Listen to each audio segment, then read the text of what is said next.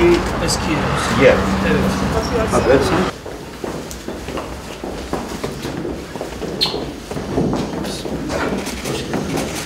Selamünaleyküm.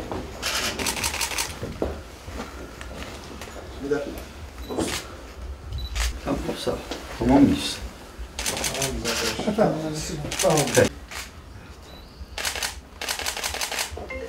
Evet, Allah hayırlı etsin. Allah razı olsun.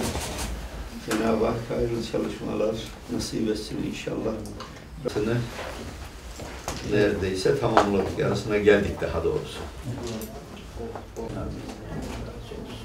Hoş geldiniz. Şeref verdiniz. Ayaklarınıza sağlık. Sağ olun. Rabbim hayırlara vesile kılsın inşallah.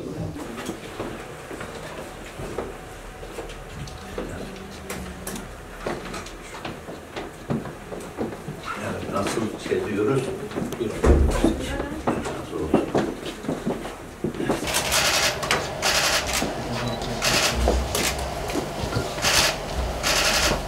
Değerli basın mensupları, öncelikle hepiniz hoş geldiniz.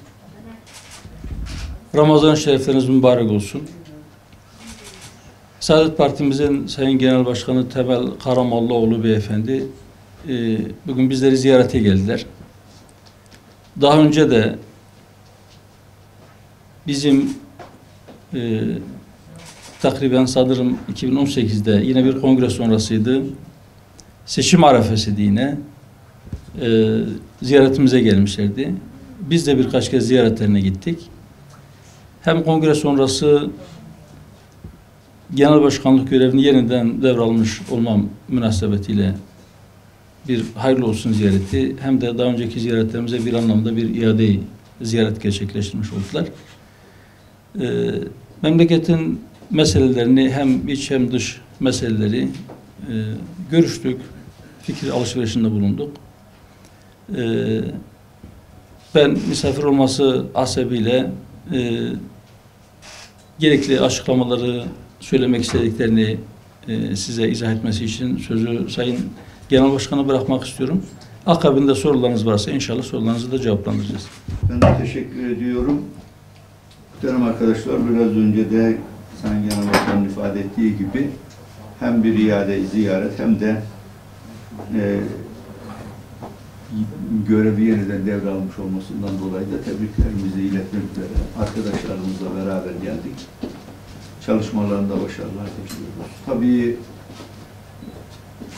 gündem, Türkiye'nin gündemi, Türkiye'nin içinde bulunduğu sıkıntılar, dertler, bunlarla ilgili çözüm önerileri, aynı zamanda yurt dışındaki gelişmeler de tabii ister istemez bizi endişelendiriyor.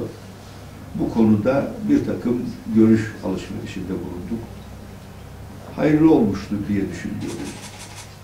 İnşallah ülkemiz de bugün içinde bulunduğu sıkıntılardan en kısa zamanda kurtulur. Tabii bu kendiliğinden olacak bir iş değil. İktidarların ülkenin dertlerini kendilerine dert edinerek bir takım politikaları tatbikata koymalarıyla mümkündür. Yurt dışındaki problemler de öyle. Yani Avrupa birdenbire karıştı ama bizim kendi bölgemiz esas itibariyle karışık bir durumda. İslam aleminde bir takım sıkıntılar var. Bunun içinde mutlaka bir takım adımların atılması icap eder. Bu konulara temas ettik. Başka da benim söyleyeceğim bir şey yok ama sizin sorularınız olursa Sayın Genel Başkan ifade ettiği gibi cevaplamaya çalışın. Bu kitabı ilk defa duyuyorum. Yani Mustafa Kemal Atatürk'ün nutkunu biliyoruz. Uzunca bütün konuları ama ilk defa böyle ayrı bir kitap yazdığını öğrenmiş bulunuyorum. Şimdiye kadar hiç haberim olmadı. Öyle bir ifadeyi de etraflıca alıp elbette değerlendirmek icap eder. Şu anda birdenbire bu konuyla ilgili bir fikir söylemeyi doğru bulmam. Ama üçlü ittifak konusuna gelince biz ittifak içinde ittifaklar olabilir kanaatini ben gündeme getirmiştim. Eksik kalmış veya yanlış anlaşılmıştır. Yani yoksa bu altılı masayla ilgili farklı bir fikir gündeme getirmedi. Altılı masay olarak söylüyorum, evet. Yani biz Bu ittifakın içinde ittifaklar olabilir. Zaten var. Yani bildiğiniz gibi Demokrat Parti ile İyi Parti bir ittifak içindeler. İttifakın içinde, ittifak içindeler. Aynısı burada da olabilir. Onu söylemek istedim. Evet. Bugünkü ziyaretinizde de bu konu gündeme geldi mi? Hüdapar için de böyle bir teklif söz konusu Yani mu? şu anda böyle bir konu gündeme gelmedi. Ben seçimle ilgili bu tip konuların seçim satı mailine girilmeden görüşülmesinin doğru olmadığı kanaatindeyim. Bunu çok tekrar ettim. Şu anda seçim satı mailine girmedik. Ama herkes sanki seçim satı mailine girmişiz gibi partilerden görüş almak istiyorlar. Bunun da doğru olduğu kanaatinde değilim. Aradan çok değil yani nihayet herhalde belki birkaç ay geçtikten sonra yavaş yavaş seçime yaklaşacağımız için bu konuları daha rahat bir şekilde konuşabiliriz kanaatindeyim. Bunu da zorlayan hemen ifade edeyim. Genelde iktidar partisi. Yani AK Parti, MHP, o Cumhur İttifakı ille de bu konuların görüşülmesini istiyorlar. Çünkü bir yerlerden bir şeyleri karıştırıp acaba fitne çıkarabilir miyiz derdindeler. Yani bu kadar da açık söyleyeyim fikrim. Evet. Burada ben inşallah bir yanlış anlama vardır, yanlış ifade vardır diye düşünüyorum. Kendisi de zaten bir tavzihte bulundu. Yoksa insanlar farklı konumlarda, farklı kanaatlerde bulunabilirler. Zaman içinde kanaatlerini değiştirebilirler. Bizim inancımızda temel bir hüküm vardır. Tövbe eden hiç günah işlememiştir gibi. Onun için ben bunu da fırsat olduğu zaman söyledim. Yani bir insan yapılan, bugüne kadar gelen şartlardaki katkısı olan insanların ya bunlar yanlışmış demesi bizim kanaatimize göre yeterlidir. Zaten altılı ittifakın içine de bundan dolayı da bazı arkadaşlarımız girdi. Orada bir sürçülisan olmuş olma ihtimali düşünüyorum. Takdir tabii doğrudan doğruya bu sözü ifade eden, kullanan arkadaşa ait. Bugünkü politikalar devam ettiği müddetçe hiçbir şey düzelme ihtimali yok. Hele de bir defa düzen bozulursa bunu tekrar düzeltebilmek sil baştan bu düzeni düzeltmeye matuf bir takım adımların atılması icap eder. O konuda iktidarın hiçbir çabası ve gayreti yok. Yani 3 temel konunun üzerinde şimdiye kadar durdu. Birisi yolsuzluk ortadan kalkacak. İkincisi israf ortadan kalkacak. Üçüncüsü rüşvet ortadan kalkacak. Bunların hepsi kamuda bir birikimin sağlanması için elzem. Oluk para boşa gidiyor. Boşa gidiyor dediğimiz zaman, israf dediğimiz zaman lüks, matuf israflar yediğimiz, içtiğimiz, bilmem manda yoğurdu falan değil. Doğrudan doğruya üretime dönük olmayan yatırımları şimdilik devlet durdurmazsa yeni bir havaalanı daha yapayım, yeni bir yol daha yapayım. Şuraya bir köprü yaparsak gayet güzel olacak. Şurada şu inşaatları da yaparsak. Devlet daireleri mükemmel olmalı ya, şanına yüksek. Yani siz adalet saraydan başka nerede sağlanabilir ki gibi bir mantıkla hareket ederseniz israfın ta kendisini yapmış olursunuz. Şu anda bizim ülkemiz bunu kaldıracak bir güce sahip değil. İktidar bunlardan vazgeçecek. Geçmiyor. Geçmediği zaman da başlangıçta kaynak yetmiyor. Onun için de düzeltme imkanını ben göremiyorum. Harcama kalemlerinin hepsinin gözden geçirilmesi bunlar ilk adımlar.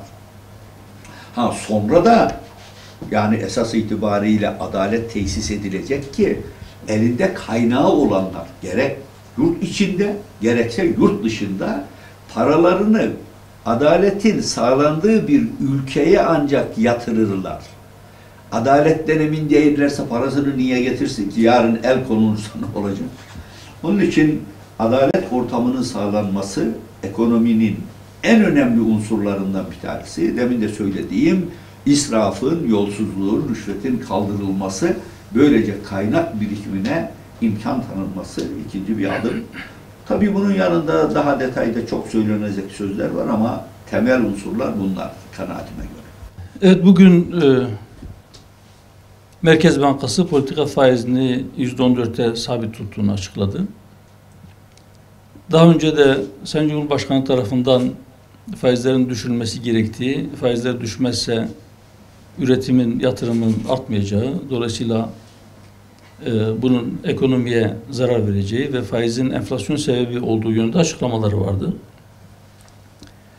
Bize göre de faiz sadece enflasyonun ya da sadece işsizliğin ya da paraların üretime yönelmemesinin sebebi değil. Bize göre iktisadi bütün hastalıkların temelinde faiz bir sebeptir, ciddi bir etkendir.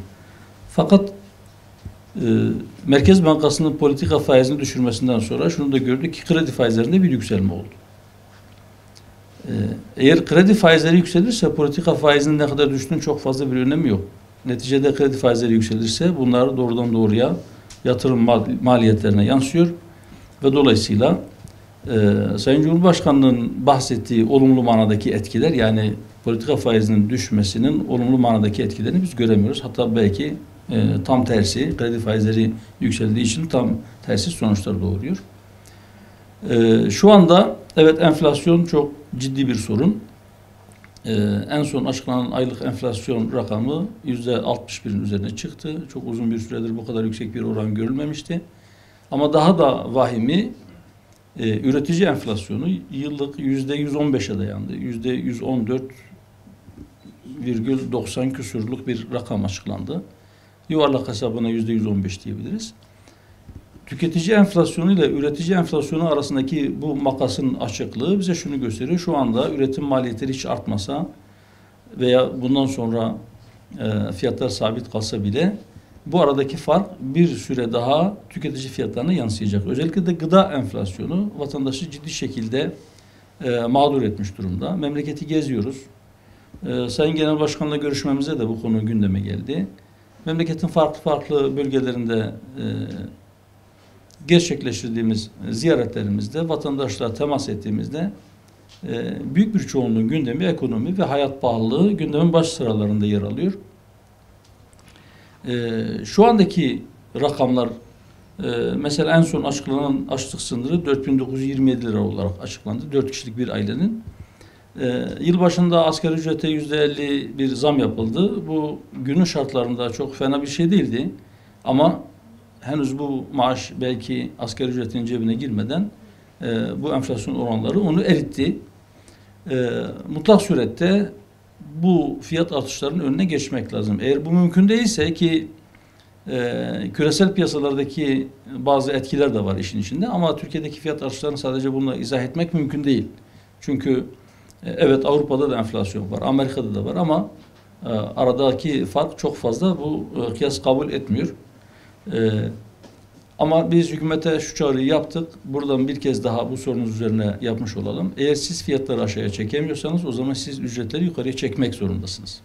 Yani bir şekilde vatandaş kendi kazancıyla kendi hayatını devam ettirebilmek için ihtiyaç duyduğu mal ve hizmetleri alabilmeli. Bu konuyla bağlantılı olarak asgari ücret işte üzerinden bir yıl geçmeden yeniden bir düzenlenir mi, düzenlenemez mi, olağanüstü şartlar gerçekleşmiş midir diye bir tartışma var. Bize göre şu anda asgari ücret açlık sınırının altındadır ve sadece bir kişinin geçimine yetmeyen asgari ücret ile 4 kişilik, 5 kişilik bir ailenin geçinmesi mümkün değildir.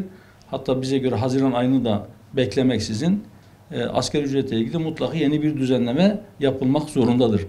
Sadece asgari ücret değil, asgari ücretin epey altında maaş alan emeklilerimiz var ki bunların önemli bir kısmı yaş itibariyle yeni bir iş yapabilecek durumda da değillerdir. Onların da mutlaka insanca yaşamalarına yetecek bir seviyeye bu maaşları çekmek gerekir. Mutlaka bunun bir yolu bulunmalıdır. Gıda fiyatları ile ilgili bir de şunu da söylemem gerekir. Temas kurduğumuz çiftçiler tarımsal girdilerin fiyatlarından çokça şikayet ediyorlar. Haklı bir şekilde. Mazot fiyatları ile ilgili olarak biz hükümete şu çağrıda bulunduk. Çiftçiye verdiğiniz mazottan ÖTV almaktan vazgeçin. Onu vergilerden arındırın. Bu tarımsal girdileri en azından bir nebze bir aşağıya düşürür. Diğer konularda da çiftçiye mutlaka ve aynı zamanda hayvancılıkla uğraşanlara da destek çıkılması gerekir ki vatandaş daha ucuza gıda temin edebilsin ve karnını doyurabilsin. Üçüncü ittifak mı, üçlü ittifak mı? Üçlü ittifaksa yani başka bir kapıya çalışıyor. Eğer üçüncü ittifaksa daha önce de bize soruldu. Şu anda mevcut 2 tane ittifak var. Üçüncü bir ittifak olur mu? Mümkündür diyoruz. Bu özellikle seçim kanununda yapılan değişiklikten sonra belki yeni bazı durumlarla da, bazı tablolarla da karşılaşabiliriz. Şu andaki mevcut sistem siyasi partileri bir anlamda ittifaka zorluyor. İki türlü zorluyor. Bir Cumhurbaşkanlığı hükümet sistemi dolayısıyla herhangi bir partinin ya da ittifakın kendi adayını Cumhurbaşkanı seçtirebilmek için geçerli oyların yarısından fazlasını alması gerekiyor. Bu nedenle en yüksek oranda oy alabileceğini düşünen partiler bile ittifak arayışındadır. İttifaklara belki yeni bazı katılımları da sağlamak için bir çaba içerisinde olabilirler. Öte taraftan bir baraj sorunu var. Yeni seçim kanunu %10'luk seçim barajını %7'ye düşürdü ama hala çok yüksek bir barajdır ve bize göre Cumhurbaşkanlığı hükümet sisteminde olmaması gereken bir şeydir. Çünkü temsilde adaletin önünde ciddi bir engeldir. Bu nedenle de barajı aşabilir miyim diye endişesi olan partilerin baraj dolayısıyla bir ittifak arayışı içerisinde olması mümkündür. Mevcut iki ittifakın içerisinde yer almayı düşünmeyen partiler bundan dolayı belki bir araya gelip üçüncü bir ittifak oluşturabilirler. Bu mümkündür. Bunu zaman gösterecek. Bakalım şu anda seçim zamanında mı yapılacak? Yani 2023'ün Haziran'ına kadar bekleyecek mi? Yoksa daha öne çekilmiş bir seçim olacak mı? Belki o tarih açıklandıktan sonra bu konudaki tabloda biraz daha netleşir. Ama dediğim gibi bunlar mümkündür. Hüdapar açısından bizim şu an için an itibariyle herhangi bir ittifakta yer alma konusunda varmış olduğumuz bir anlaşma, almış olduğumuz bir karar yoktur. Parti içinde istişarelerimizi biz devam ettiriyoruz. Bu istişarelere göre bir sonuca varacağız inşallah. Sonuç belli olduktan sonra zamanı geldiğinde de bunu kamuoyuyla paylaşırız. Diğer soruya gelince, evet son dönemlerde işkenceyle ilgili iddialar maalesef artmaya başladı. Sadece karakolda ya da gözaltında değil, gözaltına alınırken henüz bazı vatandaşların işkenceye uğradığı yönde ciddi iddialar var, vahim iddialar var. Emniyetteki sorgu esnasında işkence uygulandığına dair yine ciddi iddialar var. Hatta cezaevinde hükümlü olarak bulunan kişilere de cezaevinde bazı yerlerde özellikle sistematik işkenceler yapıldığı yönünde vahim iddialar var. Bunlar doğru mu değil mi? Onu belki konuyla ilgili adli ve idari soruşturmalar sonucunda net bir şekilde öğrenebileceğiz. Ama bunun gündeme getirilmiş olması bile yeterince vahimdir. Neticede ölümle sonuçlanan bazı olaylar olduğu iddia ediliyor. Bu iddiaların üzerinde ciddiyetle gitmek gerekir. 2002 yılında AK Parti ilk hükümet olduğunda söylediği şeylerden bir tanesi şuydu: işkenceye sıfır tolerans. Şu anda hükümet aynı noktada durduğunu, en azından irade beyanını çok güçlü bir şekilde siyasi bir irade olarak ortaya koymalı ki bu konudaki eğer birileri ortamın müsait olduğunu düşünerek bazılarına işkence yapmayı kendisine bir hak olarak yeniden görmeye başlamışsa kendine bir şekil düzen versinler. Ve buna rağmen yapanlar varsa bunların üzerine de ciddiyetle gidilmeli. Hiç kimsenin gözünün yaşına bakılmamalı. İşkence yapanlar mutlaka en sert şekilde cezalandırılmalıdır. Şöyle bir maksadı yoktu. Daha önceden ben böyle bir açıklama kamuoyuna yapmamıştım. Yani benim bilgimin dışında bana atfen bazı şeyler söylenmişse ondan haberim yok. Ama bunun bir ihtimal olduğunu ifade ettim, o kadar. Yani çok abartılacak bir şey olduğu kanaatinde değilim. Ama bir ihtimaldir. Böyle bir ihtimal var. Onu ifade etmek istedim. Hatta onun dışında da olabilir. Yani bütün bunlar seçime giderken herkesin aklından 50 tane soru geçer. 50 tane de farklı cevap gelir. Ama bunları hemen somut bir neticeye bağlamak isabetli olmaz kanaatinde. Evet. Hepinize teşekkür ediyoruz. Tekrar Ramazan-ı Şerifleriniz mübarek olsun. Şimdiden bayramınız mübarek olsun. Sağ olun.